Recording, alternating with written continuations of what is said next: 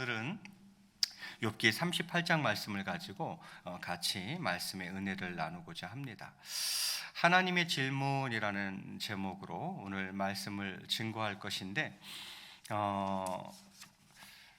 욥이 친구들과 논쟁을 하고 또 그러다가 참관자인 이제 엘리후가 또 거기에 같이 또 등장을 해가지고 욥이 당하는 그 고난의 원인이 뭐냐, 그걸 가지고 시시비비했지 않습니까? 그렇지만 아무런 결론도 내리지 못했습니다. 욥은 사실 이제 법정을 생각했죠. 어떤 지금으로 치면 뭐 법정 공청회 그런 것을 원했던 욥에게 드디어 하나님이 이제 찾아오십니다. 그러나 욥이 기대했던 것과는 좀 달랐어요. 욥의 기대와는 달리 자기가 하나님을 소환할 줄 알았는데 하나님이 오히려 욥을 소환해서 신문을 하십니다. 그 자리에서 하나님은 욥이 도저히 답할 수 없는, 정말 도저히 대답을 할 수가 없는 어떤 그런 70여 개의 질문을 하나님이 욥에게 던지십니다. 그래서 욥이 스스로 자신의 어떤 한계를 인정하게 하시고, 또 하나님의 이 피조물, 피조 세계에 대한 어떤 이 피조 세계에 나타난 그런 하나님의 지혜, 또 권능을 이제 깨닫게 그렇게 하시는 거죠. 하나님은 오늘 본문처럼 하나님께서 직접 나타나시고 또 말씀을 통해서 당신의 어떤 창조 사역, 또 신적인 지혜, 그리고 완전한 섭리, 이런 것들을 오늘 나타내시고 있습니다. 자, 그러면 한번 본문을 말씀을 보겠습니다. 1절에 이렇게 시작하고 있습니다. 그때에 여호와께서 폭풍우 가운데에서 욥에게 말씀하여 이르시되, 이렇게 되어 있어요. 지금까지 침묵으로 일관하셨던 하나님, 그 하나님께서 이제 나타나시는 거예요. 그래서 38장부터는 굉장히 중요해요. 지금까지 하나님 침묵으로만 일관하셨잖아요. 세친과 변론하고 엘리와 변론하는 37장까지 그 긴 시간 동안 한 번도 등장하지 않던 하나님이 이제 드디어 등장하시는 거죠. 하나님께서 폭풍우 가운데에서 굉장히 위험 있게 등장하시고 계십니다. 그러면서 하시는 말씀이 2절 말씀에 보니까 무지한 말로 생각을 어둡게 하는 자가 누구냐, 이렇게 하나님 말씀하세요. 무지한 말로 생각을 어둡게 하는 자. 여기서 생각이라는 단어는 뭐 하나님의 뜻, 하나님의 계획, 하나님의 섭리, 이런 걸 말하는 것이죠. 아무것도 모르면서 하나님의 뜻과 계획과 섭리를 어지럽히는 자가 누구냐, 이렇게 하나님이 말씀을 하십니다. 하나님의 깊으신 뜻과 계획을 인식하지 못하고 아주 무지한 말로 그렇게 하나님의 계획을 어둡게 하는 자가 누구냐는 거죠. 그래서 욥의 어리석고 무지한 언행을 아주 강하게 책망하시면서 겸손하게 말씀을 청종하라고 하나님이 요구하고 계시는 거죠. 욥, 너 가만히 잘 들어봐. 딱 그러면서 이제 얘기를 하시는 거죠. 그래서 3절에 이렇게 이야기합니다. 3절에 보니까 너는 대장부처럼 허리를 묶고 내가 네게 묻는 것을 대답할지니라, 이렇게 이야기를 합니다. 너 한번 내가 질문할 테니 대답 좀 한번 해봐. 딱 그러시는 거죠. 이후에 전개되는 내용을 보면 아시겠지만 한마디도 대답할 수가 없었습니다. 하나님께서 하시는 질문, 한 70여 개의 질문을 던지시거든요. 그런데 단 한마디도 제대로 대답한 게 하나도 없죠. 아니, 한마디도 대답 못했어요. 무엇입니까? 하나님의 크고 놀라운 지혜 앞에 이 세상을 창조하시고 능력으로 창조하시고 지혜로 창조하시고 그리고 지혜로 지금 섭리해 나가시는 이 하나님, 이 크고 하나님의 크고 놀라운 지혜 앞에 침묵할 수밖에 없는 우리는 그런 존재라는 거예요. 우리가 도대체 뭐길래 과연 하나님 앞에 이야기할 수 있겠는가라는 거죠. 욥이 한마디도 못합니다. 자, 하나님이 어떤 질문을 던지시는지 한번 볼까요? 4절 말씀은 우리 한번 같이 4절을 한번 같이 읽겠습니다. 시작. 내가 땅에 기초를 놓을 때에 네가 어디 있었느냐? 네가 깨달아 알았거든 말할지니라, 이렇게 하나님이 얘기하세요. 첫 번째 질문이에요. 땅에 기초를 놓을 때에 너 어디 있었느냐? 내가 이 세상을 창조할 때에 너 어디 있었냐? 이렇게 하나님이 이야기하시는 거예요. 없었죠? 욥이 없었죠. 하나님이 이 세상을 창조할 때 욥이 있었어요? 없었죠. 왜요? 욥은 피조물이잖아요. 하나님이 이 세상 창조하시고 마지막 날에 인간 창조하시고 그 인간의 몇 대 후에 등장하는 게 욥이잖아요. 하나님 창조할 때 욥 없어요. 너 어디 있었는데? 내가 세상 창조할 때 너 있었어? 너 어디 있었는데? 하나님이 이렇게 지금 묻고 있는 거죠. 그러면서 5절과 6절에 이야기하십니다. 누가 그곳에 도량법을 정하였는지, 누가 그 줄을 그것 위에 띄웠는지 네가 아느냐? 내가 세상을 어떻게 창조했는지 너 알기는 알아? 이 땅의 도량법 누가 정했어? 그리고 이 땅 만들 때 그 청량줄로 땅 위를 재고 띄웠던 사람이 누구야? 그렇게 욥에게 질문하는 거죠. 땅의 주초는 무엇 위에 세웠으며 그 모퉁이돌은 누가 놓았느냐? 너 그거 아냐?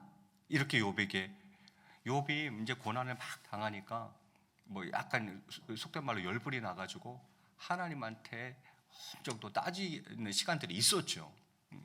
그런 욥 앞에 하나님이 턱 나타나셔서 내가 세상 창조할 때 너 있었어? 이 땅을 창조하고 이 땅을 내가 다 이렇게 할 때에 이거 어떻게 했는지 너 알기는 알아?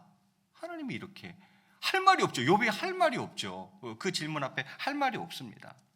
7절에 하나님 말씀하십니다. 그때에 새벽 별들이 기뻐 노래하며 하나님의 아들들, 여기서 하나님의 아들들은 천사들이겠죠. 세상을 내가 그렇게 창조할 때에 새벽 별들이 기뻐 노래했고 천사들이 다 기뻐 소리를 질렀다. 너 그때 있었어? 또 세상을 어떻게, 내가 이 땅을 어떻게 창조했는지 너 알기는 알아? 네가 뭐야? 너의 존재가 도대체 뭐야? 뭐 그런 얘기죠. 땅 얘기를 했습니까? 이제 바다 얘기를 또 합니다.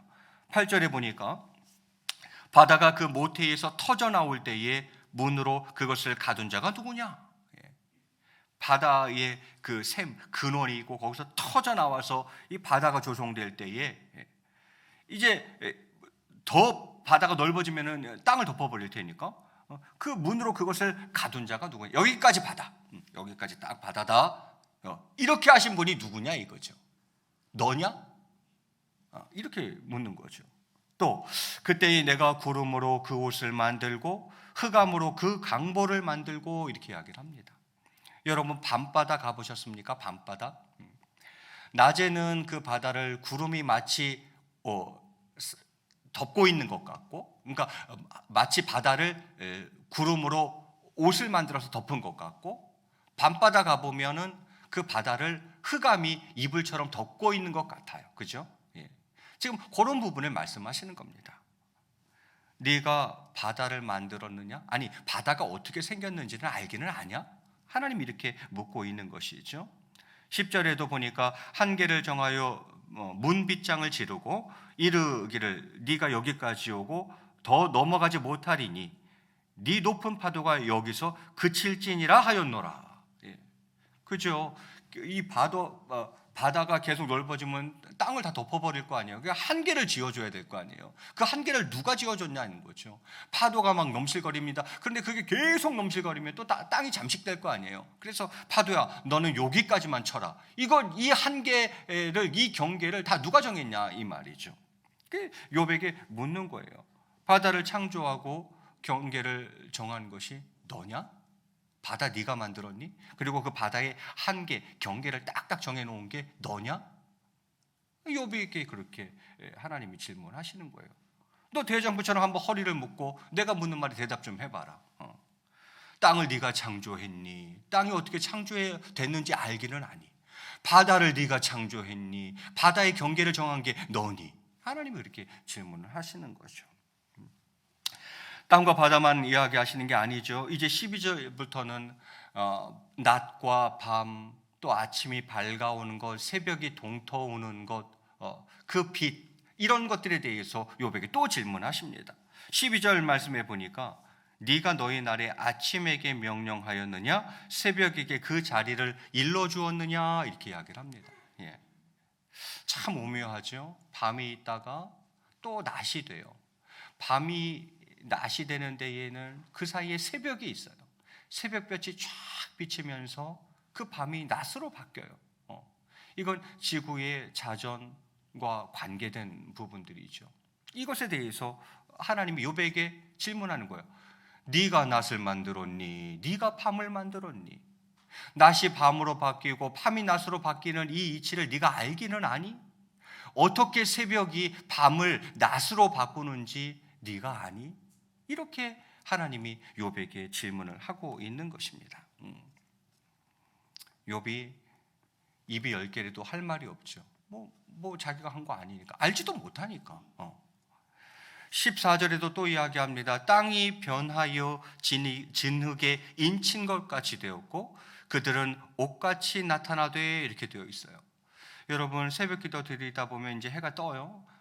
햇볕이 살 들어오면은 숨겨졌던 이 세상이 모습을 드러내죠. 마치 새 옷을 갈아입은 것처럼. 하나도 안 보였었는데 새벽의 아침빛에 의해 땅이 이 세상이 선명하게 드러나는 참 놀랍죠. 욥아, 네가 이렇게 한 거니? 네가 새벽을 컨트롤하는 거니? 이렇게 하나님이 묻고 있는 거예요. 그래요. 새벽 아침빛에 온 땅이 이 세상이 마치 옷을 갈아입는 것처럼 선명하게 드러나는 것을 볼 때에 우리는 창조주의 놀라운 지혜와 권능과 섭리를 느끼게 되는 것이죠. 자, 이렇게 욥에게 계속 질문을 던지며 약간 몰아가듯이 신문하듯이 계속 하나님은 진행하십니다. 그래서 16절부터는 이제 무슨 얘기를 하는가? 땅과 바다의 근원, 또 빛과 어두움의 근원에 대한 이야기를 또 16절부터 하시는 거예요. 16절에 네가 바다의 샘에 들어갔었느냐? 깊은 물 밑으로 걸어다녀 보았느냐? 이렇게 이야기를 합니다. 너 바다의 근원을 아니?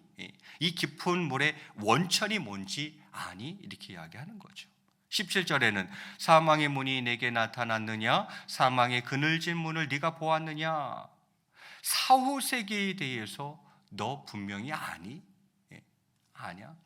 음부에 대해서, 음부의 세계에 대해서, 죽음 이후의 세계에 대해서 너 알긴 알아?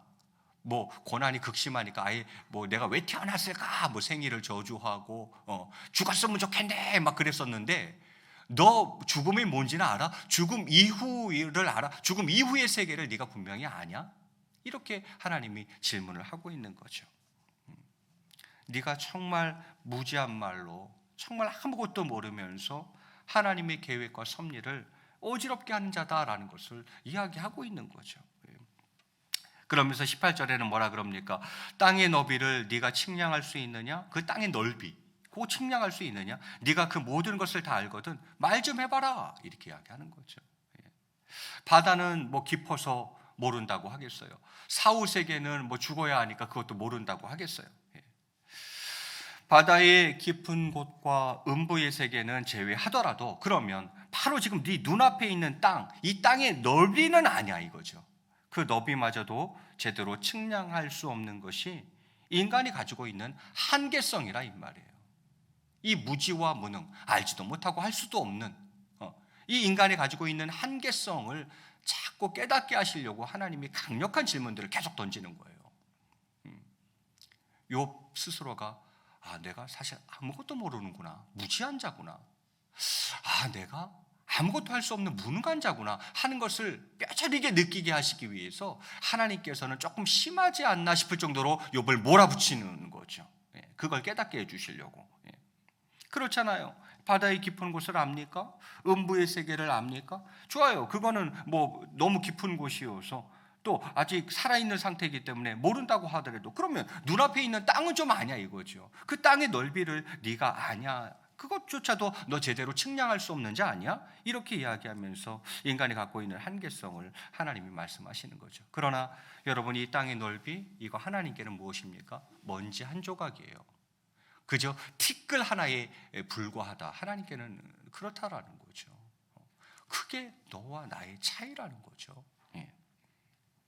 여기서 우리는 지금 하나님이 주신 질문들에 대해서 전혀 답변할 수 없는 자신의 무지함을 철저히 깨닫는 가운데에 하나님이 행하시는 교훈을 조심스럽게 경청하고 있는 욥의 모습을 우리는 쉽게 연상할 수 있습니다.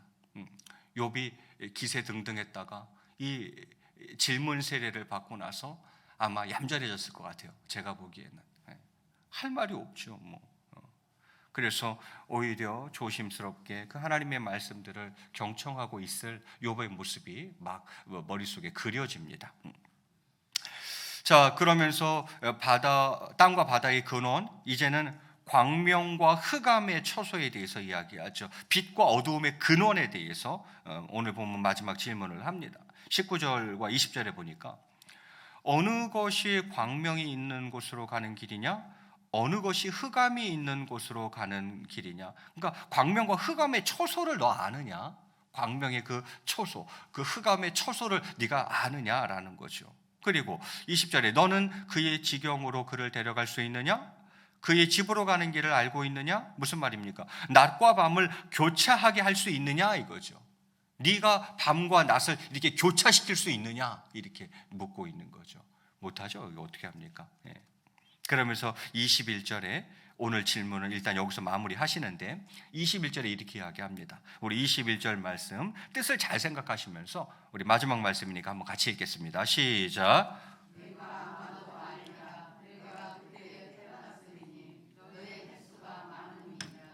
자, 하나님이 마지막으로 뭐라고 욥에게 이야기합니까? 네가 아마도 알리라. 알긴 뭘 알아요. 아무것도 모르지. 이걸 반어법이라 그러죠. 거꾸로 얘기하시는 거예요. 네가 알지? 이거 다 알지? 아마도 알 거야. 알긴 뭘 알아요. 욥이 하나도 모르죠. 이게 반어법이에요. 네가 아마도 알리라. 네가 그때에 태어났으리니, 그때에 태어난 게 뭘 그때 태어나? 창조할 때 안 태어났어요. 그러니까 하나님이 반어적으로 이야기하는 거예요. 그래 맞아. 너 창조할 때 있었지? 그래. 그럼 너 잘 알겠네. 창조할 때 욥이 있긴 뭐가 있어요. 반어적으로 욥을 꾸지람하시는 거예요. 네가 아마도 알리라. 네가 그때에 태어났으니까. 그러면서 네 횟수가 많음이니라 이렇게 이야기를 합니다. 횟수가 많긴 뭘 많아요. 하나님 무슨 말씀하시는 거예요? 100년도 못 사는 이 인생아 이런 거예요. 100년도 못 사는 이 인생아. 이게 너와 나의 차이라는 거예요. 여러분, 이것이 오늘 본문인데요. 간단하게 일단 요약하고 넘어가면 욥은 이제 하나님 앞에서 질문하는 자가 아니라 지금까지 하나님한테 막 욥이 질문을 했죠. 그런데 이제는 하나님 앞에서 질문하는 자가 아니라 질문 당하는 자로 지금 욥이 섭니다. 하나님은 세계 창조와 관련된 다양한 질문과 진술을 막 쏟아 놓으시죠. 오늘 본문에서는 뭐 땅이 기초 놓기, 바다의 경계 정하기, 이제 줄줄이 질문이 한 70가지 나올 거예요. 근데 오늘 그 중에서 몇 가지만 지금 본 거죠. 뭐 땅의 기초 놓기, 바다의 경계 정하기, 또 낮과 밤, 아침과 새벽, 또 창조의 거대함을 통해서 땅과 바다의 근원, 뭐 빛과 어둠, 광명과 흑암의 근원, 뭐 이런 주제로 오늘 질문을 막 던지셨던 거죠. 특별히 여러분 오늘 본문 4절에 나왔던 내가 땅의 기초를 놓을 때에 네가 어디에 있었느냐, 이 질문과 그리고 21절 말씀이었던 네가 아마도 알리라. 네가 그때 태어났으리니 너의 횟수가 많음이니라. 이거 다 반어적인 진술인데 이러한 진술은 욥에게 창조 세계에 관한 자신의 어떤 지식의 한계, 내가 진짜 아무것도 모르는구나. 또 이 창조 세계에 관한 자신의 능력의 한계, 내가 할 수 있는 게 아무것도 없는 거구나. 이것을 알게 했을 것입니다. 이렇듯 하나님은 질문들로 욥의 무능과 무지를 깨우치고 계시는 거죠. 여러분, 하나님은 이제 욥과 친구들이 이제껏 변론하며 또 논쟁의 주제로 삼았던 문제에 대해서는 한마디도 아직 안 하셨어요. 그러지 않아요? 욥과 세 친구들, 또 엘리후 포함해서 막 이제껏 변론했잖아요. 논쟁했잖아요. 그 주제에 관한, 그 주제로 삼았던 그 문제들, 논쟁의 그 주제로 삼았던 문제들은 아직 얘기 하나도 안 하셨어요. 어떤 그 논쟁이었습니까? 의인이 당하는 그 고난의 문제. 왜 의인이 고난을 당하나? 이 문제 지금 언급 없고요. 인과응보, 이 원인과 결과에 관한 이 문제도 지금 하나님 한마디도 아직 안 하셨어요. 그죠? 인과응보, 원인이 있으니까 결과가 있는 것 아니냐. 결과를 보면 원인을 안다. 선인은 복을 받고 악인은 저주를 받는다. 욥이 저주받았네. 그러면은 네가 악인이기 때문에 저주받는 거야. 뭔가 죄가 있으니까 지금 이렇게 고난당하고 재앙을 당하는 거지. 그러니 욥아 회개해라 하는 이 문제, 지금 하나님 이런 반고 안 하고 계시고, 또 악인의 형통 같은 문제, 어떻게 악인이 형통할 수 있지? 공의의 하나님 어디 가신 거야? 도대체 하나님의 공의는 어디 있는 거야? 선인이 형통하면 내 이해가 가. 그런데 어떻게 악인들이 이렇게 형통할 수가 있지? 하는 문제 지금 한마디도 언급 안 하셨어요. 그 내용에 대해서 답을 주시지 않습니다. 그러면서 오히려 창조의 주권자 되시는 하나님의 권능에 대해서 역설적으로 질문을 하십니다. 하나님이 던지신 70여 개의 질문은 모두 욥이 대답하지 못하는 것들입니다. 그렇습니다. 인간은 창조주요 주권자이신 하나님의 섭리를 다 알 수 없다는 거예요. 욥아, 너 몰라. 나의 섭리 너 다 몰라. 그거 이야기하시는 거죠. 설명해 준다고? 설명해 줘도 너 몰라. 너와 나의 차이를 너 아니? 너와 나, 창조주와 피조물이 너와 나의 차이를 알긴 아니? 네가 마치 나의 섭리를 다 아는 것처럼 그렇게 열불을 토해? 네가 정말 알아? 설명해 달라고? 설명을 해주면 네가 알까? 몰라 너. 이렇게 이야기하시는 거죠. 그렇기 때문에 사실 이유를 알 수 없는 고난을 당할지라도 하나님의 위대하신 권능과 주권을 인정하고 또 그분의 깊으신 뜻을 물으면서 겸손히 행하는 것이 우리 피조물인 인간의 도리가 아닐까 하는 생각을 해봅니다. 오늘 본문을 통해서 일단 저는 두 가지를 좀 얘기하고 싶은데요. 여러분, 고난의 때에 하나님을 원망하는 마음을 내려놓아야 합니다. 하나님의 섭리가 있어요. 그 섭리는 우리가 다 알 수도 없고요. 또 하나님 설명해줘도 우리 다 못 알아들어요. 그래서 고난의 때에 하나님을 원망하던 마음을 내려놓아야 할 것이요.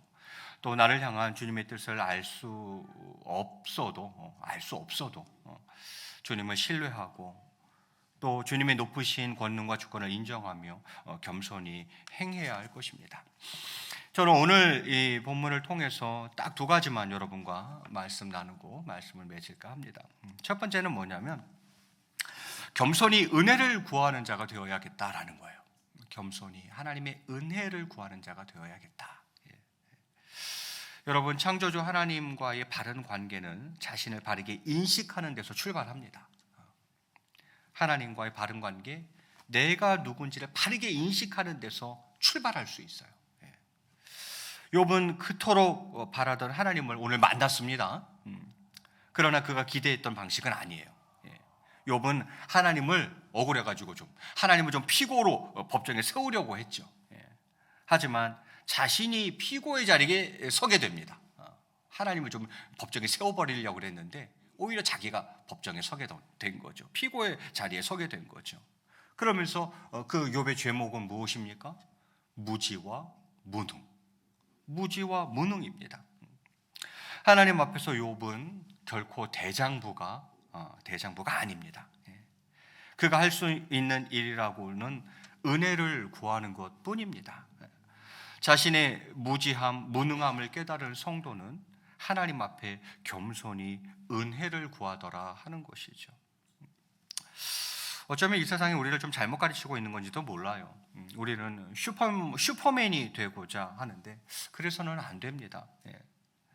삶의 힘겨운 자리에서도 주님을 철저히 믿고 의지하는 것이 참된 능력이죠. 내가 슈퍼맨이 되는 게 아니라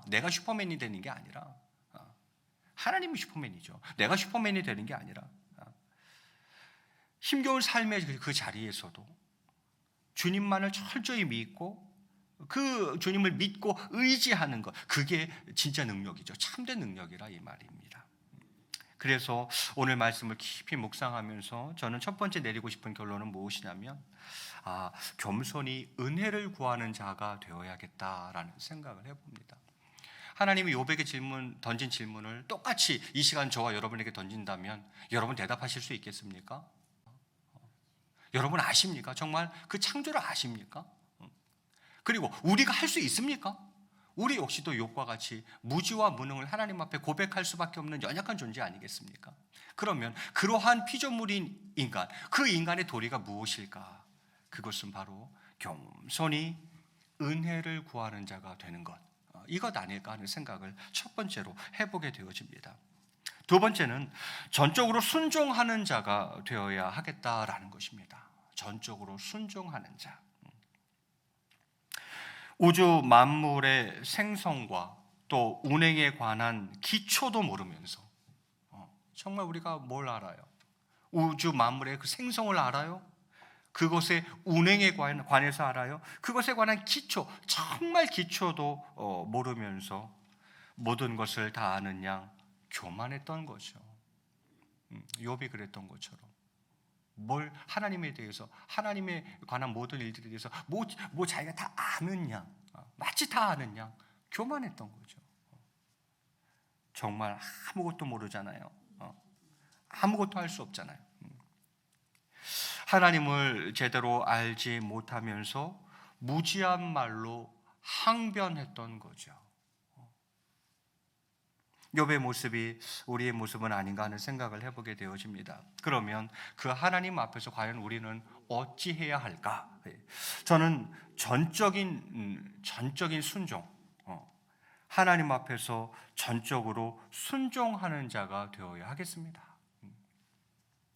하나님의 위대하신 지혜, 그 능력, 권능, 그 섭리 앞에서 우리는요, 무지하고 무능한 연약한 존재인 저희는 우리가 해야 될 일은 그럼 무엇입니까? 전적인 순종이죠. 그것이 바로 우리가 해야 할 것이 아닌가 하는 생각을 해보게 되어집니다. 말씀을 마무리할까 합니다. 욥은 자신에게 닥친 고난 때문에 너무 많이 힘들었고 또 위로받기 원했으나 또 새 친구나 엘리후의 등장, 그들과의 긴 변론과 논쟁을 통해서 얻은 것은 아무것도 없었습니다. 글쎄요, 욥에게 조금 잔혹한 표현일지 모르겠지만 그러다 보니 욥이 약간 악에 받쳐서 본심은 아니었겠지만 하나님을 향해서 많은 이야기들을 내뱉었습니다. 그러한 오랜 시간이 경과한 후에 오늘 하나님이 등장하셔서 막 욥을 위로해주고 옳고 그름을 이야기해주고 지금까지 논쟁했던 그 논쟁에 대한 해답들, 의인의 고난 문제, 악인의 형통 문제, 인과 응보에 관한 법칙에 관한 여러 가지 것들을 답변해 주실 줄 알았는데 그러지 않고 70여 개의 질문만 확 던져버리셨어요.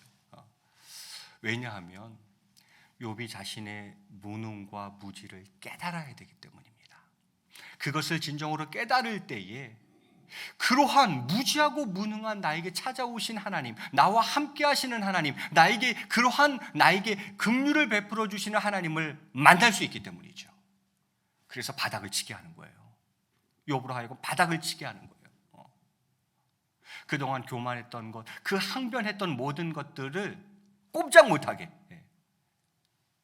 무지와 무능을 깊이 인식하고 본인이 얼마나 창조주 하나님 앞에서 보잘것없는 연약한 존재인가를 먼저 뼈저리게 느끼게 하고, 그러면 이해가 안 되잖아요. 그런 무지랭이 같은 나를 왜 하나님이 생각해 주시고, 왜 사랑해 주시고, 왜 긍휼을 베풀어 주시고, 왜 만나 주시는지 신약에 가면 그 무지랭이 같은 인간들을 구원하시기 위해서 당신의 하나밖에 없는 아들 예수 그리스도를 이 땅에 보내셔서 십자가에 못 박게 하시는지 그 사랑에 이제 감격하게 되는 겁니다. 교만하면, 내가 무지하고 무능한 것을 모르면, 내가 얼마나 보잘것없고 연약한 존재인가를 모르면 하나님의 은혜가 은혜로 다가오지 않습니다. 그러나 내가 이렇게 무지하고 무능한 자구나, 내가 이렇게 보잘것없고 연약한 존재구나, 정말 창조주 하나님 앞에서 나는 티끌만도 못한 자구나 하는 것을 뼈저리게 느끼는 자가 근데 날 위해서 아들을 죽음 가운데 내어주셔? 그 은혜에 감격하게 되는 거죠. 앞으로 욥을 위로하는 하나님의 방식은 그렇습니다. 그냥 단답형으로 그 문제 답 요거야. 그 문제 답 요거야. 그 문제 그건 요거지. 이거 얘기하시려고 그러는 게 아니에요. 보다 근본적으로 욥아, 네가 어떤 존재인지를 알아야 돼. 그리고 그것을 너가 진심으로 깨닫게 된다면 나의 은혜와 사랑이 뭔지 그때서 진심으로 알게 될 거야. 그래서 하나님은 그를 위로하시되 이런 방식으로 지금 끌고 가고 계시는 거죠. 저희들에게도 마찬가지 아닐까 하는 생각을 해보게 되어집니다. 누가 하나님의 은혜에 감격해하며 눈물 짓는 자일까요? 교만한 자요? 아니요. 내가 좀 안다, 뭘 좀 할 수 있다라고 생각하는 사람들은 하나님의 은혜가 팍 와닿지 않습니다. 은혜가 은혜로 다가오지 않아요. 그러나 말씀을 통해서, 하나님과의 만남을 통해서 내가 이런 존재구나, 바닥을 쳐본 사람은 하나님의 은혜가 감당할 수 없는 은혜가 되는 거예요. 어찌 이런 나에게 하나님이 이런 은혜를 베풀어 주신단 말인가. 그것에 교만할 수가 없죠. 그 하나님 앞에 그 은혜에 펑펑 울면서 무릎으로 나아가는 거예요. 평생 그 하나님 앞에 겸손한 삶을 살아드릴 수밖에 없는 거예요. 오늘 말씀을 통해서 우리가 깨달아야 할 것이 무엇입니까? 오늘 이 시간 간절히 바라기는, 사랑하는 성도 여러분, 겸손히 은혜를 구하는 자 되시기 바랍니다. 그리고 그 하나님 앞에 전적으로 순종하며 살아가는 저와 여러분의 삶이 다 되시기를 주의 이름으로 간절히 축원드리겠습니다. 기도하시겠습니다.